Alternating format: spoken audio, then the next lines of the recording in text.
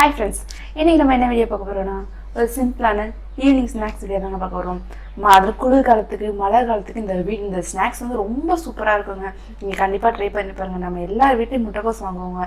அந்த முட்டைக்கோஸை வச்சு எப்படி ரோட்டு கடை ஸ்டைல்ல நம்ம வடை போடலாம்னாங்க பார்க்குறோம். நாங்கள் ஒரு நாள் இந்த ரோட்டு கடையில் இந்த வடை சாப்பிட்டோங்க. சாப்பிட்டு சூப்பராக இருந்துச்சுங்க. நாங்கள் அதே மாதிரி இப்போ ட்ரை பண்ணலாம். வாங்க வீடியோக்குள்ளே போகலாம். இப்போ வந்து நான் வந்து முட்டைக்கோஸு நல்லா கட் பண்ணி எடுத்திருக்கேங்க. பாருங்கள், உங்களுக்கே நல்லா தெரியுது பாருங்கள். இந்த மாதிரி நீங்களும் துருவி எடுத்துக்கோங்க. இப்போ முட்டைக்கோஸ் கூட நம்ம வந்து தேவையான அளவுக்கு வெங்காயம் சேர்த்துக்கலாங்க. நான் வந்து ஒரு வெங்காயம் அளவுக்கு கட் பண்ணி எடுத்திருக்கேங்க. உங்களுக்கு நிறைய தேவைன்னா நீங்கள் நிறைய எடுத்துக்கோங்க. நான் பெரிய சைஸ் வெங்காயம் தாங்க எடுத்திருக்கேன். இப்போ கொஞ்சமாக கருவேப்பிலை சேர்த்துக்கலாங்க. இந்த கருவேப்பிலை இந்த மாதிரி நல்லா கிள்ளிட்டு போடுங்க. அதுதாங்க சூப்பராக இருக்கும். முழுசாக இருந்தால் நம்ம வீட்டு குட்டி சாப்பிட மாட்டாங்க இல்லைங்க, அதனால் அப்படி கிள்ளிட்டு போடுங்க.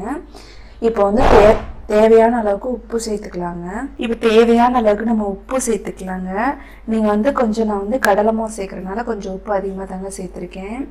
இப்போ வந்து நம்ம வந்து கடலை மாவு சேர்த்துக்கலாங்க. நான் 1 கப் அளவுக்கு கடலை மாவு எடுத்திருக்கேங்க. இப்போ அது பாதியாக சேர்த்து மிக்ஸ் பண்ணிக்கலாங்க.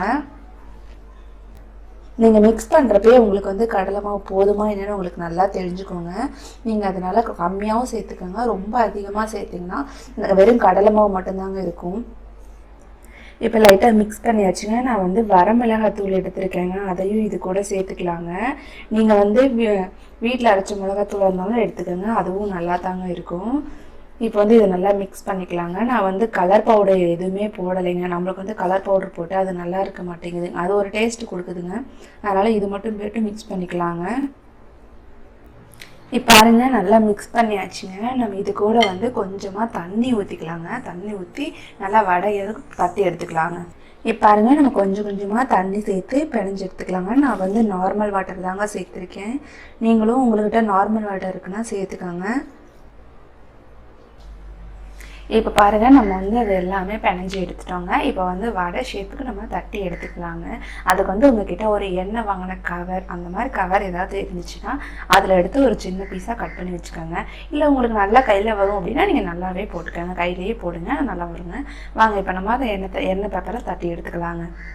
இப்போ பாருங்க, நான் வந்து ஒரு எண்ணெய் கவர் எடுத்து வச்சுருக்கேங்க. இது கூட நம்ம வந்து நான் அந்த கலக்கி வச்சுருக்க வடையை எடுத்துக்கலாங்க. உங்களுக்கு எந்த அளவுக்கு பெருசாக வேணுமோ அந்த அளவுக்கு நீங்கள் மாவு எடுத்துக்கோங்க.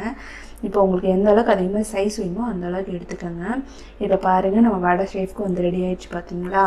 இப்போ வந்து நம்ம இதை வந்து எண்ணெயில் இந்த மாதிரி பொரிச்சு எடுத்துக்கலாங்க. ஒவ்வொன்றா போட்டு, இல்லை உங்களுக்கு கையில் வரும்னா கையில் போட்டுக்கோங்க. வாங்க எண்ணெயில் பொரிச்சு எடுத்துடலாம். பாருங்கள், கடாயை வச்சுக்கோங்க. இந்த மாதிரி ஒரு கடாய், அது கூட தேவையான அளவுக்கு எண்ணெய் சேர்த்துக்கோங்க. நான் வந்து ரேஷன் கடையில் வாங்கின பாமாயில் எண்ணெய் தாங்க சேர்த்துருக்கேன். நான் வந்து எதுனா காய்ச்சலைங்க. அது கூட கொஞ்சமாக இஞ்சி போட்டுக்கிறாங்க. பாமாயில் எண்ணெய்க்கு எப்போதும் கொஞ்சமாக இஞ்சி போட்டுக்கிட்டோம்னா நல்லா வந்து அந்த இருக்கிறதெல்லாம் போயிடுங்க. நான் அதனால் இஞ்சி கொஞ்சமாக சேர்த்துக்கிறேங்க. இப்போ எண்ணெய் சூடேறட்டோங்க. நம்ம ரெடி பண்ணி வச்சுருக்கோம் அந்த வடையை இதில் போட்டு பொரிச்சு எடுத்துடலாங்க. இப்போ அந்த எண்ணெய் நல்லா சூடேறிச்சுங்க. இஞ்சி வந்து நல்லா ஃப்ரையாக உங்களுக்கு நல்லா தெரியுது பாருங்கள். நம்ம தட்டி வச்சுருக்க வடையை இது கூட சேர்த்துக்கலாங்க.